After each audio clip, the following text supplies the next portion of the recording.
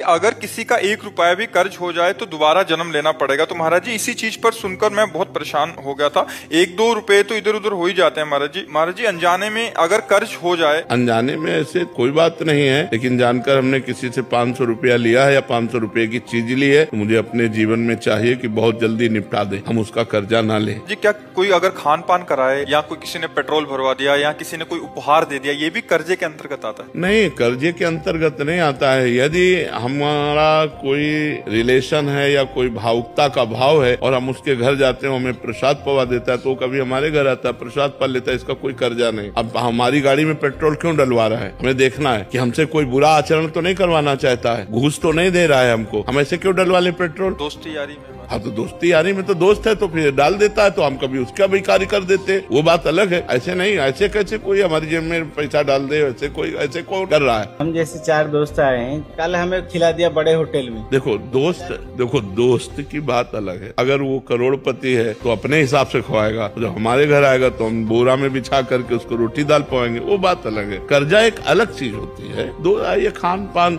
लोग वो हमको रबड़ी पवा रहा है, हमारी सामर्थ्य तो हम चाय पिला रहे थे, तुम्हारी चाय उसकी रबड़ी की समानता कर लेंगे, क्योंकि आप गरीब आदमी हो, धनी है और दोनों दोस्त हैं, तो 1000 रुपए का भोजन पवा देता है, हमारे पास पानी है तो हम केवल पानी पिला देते हैं, तो बराबर हो जाएगा। मन से कोई क्यों लें? ये भी तो होना चाहिए। क्यों लें? हराम का क्यों लें? हराम के खाने की आदत क्यों बनावे? नहीं लेना चाहिए। मेहनत की कमाई हम ऐसे क्यों ले ले? ऐसे अधर्म की बात नहीं।